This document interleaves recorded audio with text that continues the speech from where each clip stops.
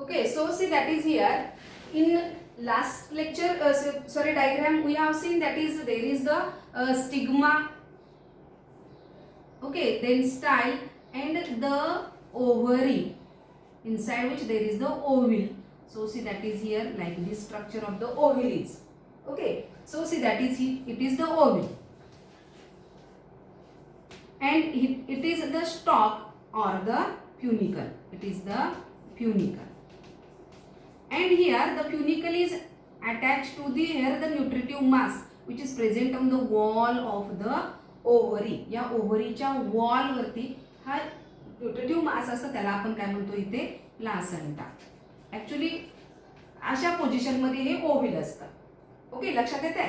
तर या पद्धतीनं इथं आपण दॅट इज प्लासेंटा लक्षात आलं. It is a nutritive mass. So what is the function of the funicle? Funicle, it mainly provide the nutrition to the ovule. या ओव्हिलला nutrition provide करण्याचं काम हे कोण करतं? हे फ्युनिकल करतं. Okay, so see that is here in the anatropous ovule. If we see that is the structure, it mainly divided into the two main parts, that is here the body of the ovule and the stalk of the ovule, funicle. Okay, so see once again that is how the structure of the anatropous ovule. आता हे तुम्हाला मी सांगताना खूप detail सांगितलेलं आहे. अगदी तुमच्या book मध्ये जे दिलेले ते अगदी शॉर्ट मध्ये दिलेलं आहे की फक्त इथं पार्ट्स दिलेले आहेत. पण पुढे जाऊन आपल्याला हे पाहायचंय की या ओव्हिल पासून सीड कशा पद्धतीनं तयार होणार आहे आफ्टर फर्टिलायझेशन. त्यामुळे तुम्हाला हे सगळे पार्ट्स किंवा याचं फंक्शन सगळं माहित असणं गरजेचं आहे. Okay, so see that is here the structure of the ovule. It mainly having some parts, that is the first funicle, it is the stalk of the ovule. Then here the placenta, it is the mainly it provides the nutrition and the funicle is attached to the placenta and the body of the ovule. Okay, so here what is the hilum? Hilum, that is it is a point at which here the funicle and the body of the ovule is attached. Then next that is about here the main part of the ovule, that is it is the nucellus. Okay, so the nucellus, it is the nutritive mass of the plant, that is it mainly ovule, that is it mainly made up of the parenchymatous cells. It is mainly made up of the diploid parenchymatous cells, and inside the nucellus there is the embryo sac. Okay, so this embryo sac is 7-celled 8 nucleated. लक्षात ठेवा, 7-celled 8 nucleated, which are the 7 cells. That is there are the 3 antipodal cells which are towards the chelazal end. Then 3 cells which are towards the micropilar end. These 3 cells, these are known as the egg apparatus, out of which one is the egg, and there are the 2 synergy. Okay, then at the center there is the secondary nucleus. This secondary nucleus, it is also known as the definitive nucleus, or it is also known as the polar nucleus. आपण हे पुढे जाऊन जेव्हा development of female गॅमेटोफाइट पाहणार आहोत त्याच्यामध्ये आपल्याला हे डिटेल्स सेकंडरी न्यूक्लियस कसं तयार होतं किंवा हे अँटीपोडल सेल्स कसे तयार होतात, हे एग ॲपॅरेटस कसं तयार होतं, हे सगळं आपण फिमेल गॅमेटोफाइट डेव्हलपमेंट मध्ये बघणार आहोत. म्हणजेच embryo sac is nothing but the female gametophyte. Okay, then here this nucellus, it is covered by the 2 layers, that is the walls, these are known as the integuments, that is outer integument and the inner integument. Okay, so after fertilization what happens? After fertilization here the from this integument here the wall of the seed is produced. Okay, the seed wall जे असतं ते generally 2 लेअरनी बनलेलं असतं. Outer wall hard असतं, त्याला आपण टेस्टा म्हणतो. Inner wall एकदम थिन असतं, त्याला आपण टेगमन म्हणतो. तर हे आउटर वॉल आणि इनर वॉल हे जनरली कशापासून तयार होतं, तर या इंटिग्युमेंट पासून तयार होतं. म्हणजे हे अख्खं पूर्ण ओव्हिल हे कन्वर्ट कशामध्ये होतं, तर जनरली सीड मध्ये होतं. त्यानंतर next part, that is there is the small opening, that is known as the micropyle. की हे मायक्रोपाईलचं ओपनिंग जनरली आपण सीड मध्ये सुद्धा बघू शकतो. की आपण अगदी बारीक बघितलं तर सीड वरती सुद्धा एक छोटंसं ओपनिंग असतं की ज्यातून काय होतं, जेव्हा सीड जर्मिनेशनसाठी आपण टाकतो किंवा फॉर एक्झाम्पल आपण जर बिया पाण्यामध्ये भिजत टाकल्या तर वॉटर जनरली एंटर या मायक्रोपाईल मधून या सीड्स मध्ये जातं. त्यामुळे micropyle it is the small opening, narrow opening which is present in the ovule. So here through this micropyle water enters, okay, that is in the during the seed germination. But there is also one important function of the micropyle, that is it gives entry to the pollen tube during the fertilization. तर हे आपण double fertilisation मध्ये पुन्हा पुढे detail पाहणार आहोत की कशा पद्धतीने या मायक्रोपाईल मधून इथं पोलन ट्यूब एंटर होते आणि मेल गॅमेट्स यातून पुन्हा इथं एग पर्यंत कसे पोहोचतात. ठीक आहे. त्यानंतर एग सेल जो आहे, हा एग सेल इथं हॅप्लॉइड आहे. या एम्ब्रियो सॅक मधले सगळे सेल हॅप्लॉइड आहेत बघा. अँटीपोडल सेल हॅप्लॉइड आहे, हे तीनही सेल हॅप्लॉइड आहेत. फक्त एकच सेल डिप्लॉइड आहे, that is the secondary nucleus. Okay, so it is the diploid. So it is the 8 nucleated and the 7-celled structure. Okay, so here see that is the in this diagram we have seen that is how the structure of the anatropous ovule is. But what is meant by anatropous ovule? So see that is here the anatropous ovule is the common type of the ovule, mainly occurs in the angiospermic plant. While in some angiospermic plant there is also the orthotropous ovule. Okay, so first we see how the structure of the orthotropous ovule, then we can define this anatropous ovule. Okay, so see that is here in the orthotropous ovule. मी अगदी short मध्ये diagram दाखवेन इथं ऑर्थोट्रॉपस ओव्हिलची. बघा, generally याच्या आतमध्ये इथं embryo sack असेल, इथं 3-celled स्ट्रक्चर असेल.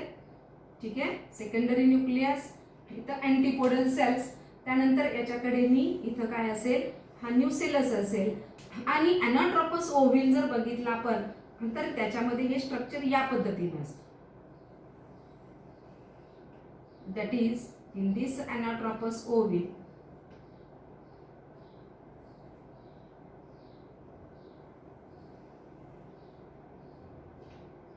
see that is here is the micropyle and then here is the chalaza and there is the funicle. So see that is in the anatropous orthotropous ovule, that is here micropyle, chalaza and the funicle, they are in the straight line. लक्षात घ्या, हे तुम्हाला अभ्यासासाठी नाहीये पण तुम्हाला extra माहित असावं की ऑर्थोट्रॉपस ओव्हिल कशा पद्धतीने असतो, म्हणजे अनाट्रोपस ओव्हिल काय आहे हे लक्षात येईल तुमच्या. त्याची डेफिनेशन पाहायची आपल्याला. त्याच्या अगोदर ऑर्थोट्रॉपस ओव्हिल म्हणजे काय बघूया की याच्यामध्ये मायक्रोपाईल, त्यानंतर चलजा आणि त्यानंतर फ्युनिकल हे एका सरळ रेषेमध्ये आहे. while if we see in the anatropous ovule, that is in the anatropous ovule, see that is here is the micropyle. Okay, and here is the chalaza, that is the chalaza and the micropyle are in the straight line, while the micropyle and the funicle they are near with each other. So see that is here in case of the orthotropous ovule, that is the funicle, chalaza and the micropyle they are in the straight line, while in the anatropous ovule the body of the ovule is bent downward. Okay, body of the ovule is bend downward, म्हणजे इथं जशी body आहे ही डाउनवर्डली bend झालेली आहे. So in such a way that is chalaza and the micropyle they are in straight line, while the micropyle and the funicle they are near to each other. Okay, so what is the definition of anatropous ovule? So anatropous ovule is the type of the ovule in which here the micropyle and the funicle, that is the body of the ovule, is bent downwardly or inverted downwardly in such a way that is the micropyle and the funicle they are near to each other, while the micropyle and the chalaza they are in the straight line. Okay, so it is about the structure of anatropous ovule. Okay, आता तुम्ही अनाट्रोपस ओव्हिल काय करायचं आहे, तर मी ज्या पद्धतीने draw केलेलं आहे त्या पद्धतीने सुरुवातीला तुम्ही तुमच्या नोटबुक मध्ये ते ड्रॉ करून घ्या. त्याची डायग्राम स्वतः ड्रॉ करा. वाटल्यास तुम्ही रिपीट व्हिडिओ बघा आणि ती डायग्राम ड्रॉ करा. तुमची जेवढी छान प्रॅक्टिस होईल तेवढा तुम्हाला पुढे फायदा होणार आहे. कारण हे अनाट्रोपस ओव्हिल इथं आपण बघतोय, पण पुन्हा आपल्याला जेव्हा डबल फर्टिलायझेशन प्रोसेस पाहिजे तेव्हा आपल्याला हे अनाट्रोपस ओव्हिल पटकन ड्रॉ करता आलं पाहिजे. आणि याच्यासाठी खूप वेळ देण्याची गरज नाही. अगदी तुम्ही 2 ते 3 मिनिटांमध्ये ही डायग्राम ड्रॉ करू शकता. बघा मी सुरुवातीला काय केलेलं आहे, तर हा इनर पोर्शन ड्रॉ केलेला आहे, त्याला एम्ब्रिओ सॅक म्हणतो आपण. ठीक आहे, नेहमी आतून बाहेर डायग्राम ड्रॉ करायची. मग डिस्क्राईब करताना तुम्ही कशाही पद्धतीने, जेव्हा तुम्ही एक्झाम मध्ये हा क्वेश्चन लिहिणार असाल तेव्हा डिस्क्रिप्शन लिहिताना तुम्ही कशाही पद्धतीने लिहू शकता. म्हणजे एक्सप्लेनेशन बाहेरून आतमध्ये, फॉर एक्झाम्पल इंट्युगमेंट, त्यानंतर न्यूसेलस, त्यानंतर एम्ब्रिओ सॅक, त्यानंतर चलजा, त्यानंतर मायक्रोपाइल, त्यानंतर फ्युनिकल, या पद्धतीने तुम्ही एक्सप्लेन करू शकता. बरोबर आहे. पण ड्रॉ करताना मात्र तुम्ही बाहेरून आतमध्ये ड्रॉ करायचं नाही, तर डायग्राम काढताना मात्र कशी काढणार तुम्ही, आतून बाहेर. ठीक आहे, मग आतून बाहेर डायग्राम काढताना कशा पद्धतीने काढणार तुम्ही, तर सुरुवातीला तुम्हाला काय ड्रॉ करायचंय, embryo sac. Okay, so embryo sac, त्यानंतर पुन्हा त्याच्या कडेनी काय ड्रॉ करणार, न्यूसेलस. न्यूसेलसच्या कडेनी पुन्हा काय ड्रॉ करणार, इंट्युगमेंट. ओके, आणि पहिला इंट्युगमेंट हा आतमध्येच दाखवायचा आहे इथपर्यंत, आणि त्यानंतर दुसरा इंट्युगमेंट हा या पद्धतीने तुम्ही राऊंड लावायचा आहे. तर ज्या पद्धतीने मी डायग्राम काढलेली आहे तशा पद्धतीने डायग्रामची तुम्ही प्रॅक्टिस करायची, तरच तुम्हाला हे ओव्हिल ड्रॉ करता येईल. आणि ओव्हिल ड्रॉ केल्यानंतर तुम्हाला हे ओव्हिल पुन्हा डबल फर्टिलायझेशन प्रोसेसमध्ये पुन्हा येणार आहे. ठीक आहे, so it is about the structure of the anatropous ovule. Definition लक्षात आले अनॉट्रॉपस ओव्हिलची, पुन्हा एकदा पहा. That is the anatropous ovule. It is the type of the ovule in which the body of the ovule is inverted downward, okay, or directed downward in such a way that is micropyle and funicle, they are near with each other, while the micropyle and chalaja are in the straight line. Okay, त्याचबरोबर याच्यामध्ये तुम्हाला आता तुमच्या सिलेबसमध्ये खूप काही detail functions दिलेले नाहीत, पण मी थोडक्यामध्ये तुम्हाला यातलं प्रत्येक पार्टचं फंक्शन सांगितलेलं आहे. फ्युनिकलचं फंक्शन काय सांगितलं बघा, it provide nutrition to the body of the ovule, म्हणजे फूड मटेरियल सप्लाय करण्याचं काम हे कोण करतं, फ्युनिकल करतं. त्यानंतर इथे चलजा आहे, चलजा इट मेनली प्रोड्यूस द इंट्युगमेंट, म्हणजे हे जे न्यूसेलस आहे या न्यूसेलसच्या कडेनी हे जे 2 वॉल आहेत, इंट्युगमेंट्स जे आहेत, हे तयार करण्याचं काम कोण करतं, चलजा करतं. Then nucellus it is mainly made up of the diploid parenchymatous cells. हे लक्षात ठेवा चांगलं, कारण न्यूसेलसचा आपण बराचसाच पोर्शन, म्हणजे त्याचं फंक्शन जे आहे ऍक्च्युली ते डेव्हलपमेंट ऑफ फिमेल गॅमेटोफाइट मध्ये डिटेल बघणार आहोत. त्यामुळे आता एवढंच लक्षात ठेवा, न्यूसेलस हे कशाने बनलेलं आहे, it is made up of the diploid parenchymatous cells. So न्यूसेलसचं फंक्शन जर बघितलं आपण तर from the nucellus, that is from single cell of the nucellus here embryo sac, म्हणजे न्यूसेलसच्या आतमध्ये हे जे काही एम्ब्रिओ सॅक आहे किंवा त्यालाच आपण काय म्हणतोय, फिमेल गॅमेटोफाइट. तर हे फिमेल गॅमेटोफाइट तयार करण्याचं काम ऍक्च्युली हे न्यूसेलस करतं. न्यूसेलसच्या सिंगल सेल पासून फिमेल गॅमेटोफाइट डेव्हलप होतं. ते कसं होतं ते आपण नेक्स्ट लेक्चरमध्ये बघणार आहोत. त्यानंतर एम्ब्रिओ सॅक संदर्भात काय सांगितलं मी, it is the 7 celled 8 nucleated embryo sac. ठीक आहे, आणि मग या एम्ब्रिओ सॅक मध्ये 7 सेल्स काय आहेत किंवा 8 न्यूक्लिएटेड स्ट्रक्चर कसं आहे हेही आपण पाहिलेलं आहे. त्यानंतर आपण आउटर साइडला इंट्युगमेंट्स सांगितले मी तुम्हाला. इंट्युगमेंट्स मध्ये आउटर इंट्युगमेंट आणि इनर इंट्युगमेंट, की ज्याच्यापासून आफ्टर फर्टिलायझेशन या ओव्हिल पासून जेव्हा सीड तयार होईल तेव्हा त्या सीडचं आउटर कव्हरिंग जे आहे हे कव्हरिंग कशापासून तयार होतं, या इंट्युगमेंट पासून. आउटर इंट्युगमेंट पासून आउटर सीड कोट तयार होतं, it is known as the टेस्टा.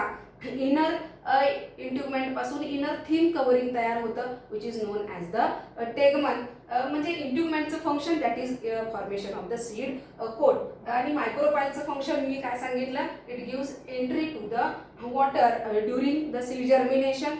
And also most important function of the micropyle is, and that is about it gives the entry to the pollen tube during the fertilization. Okay, so here we see detail about the anatropous ovule. Okay, so today we stop, that is about the structure of anatropous ovule.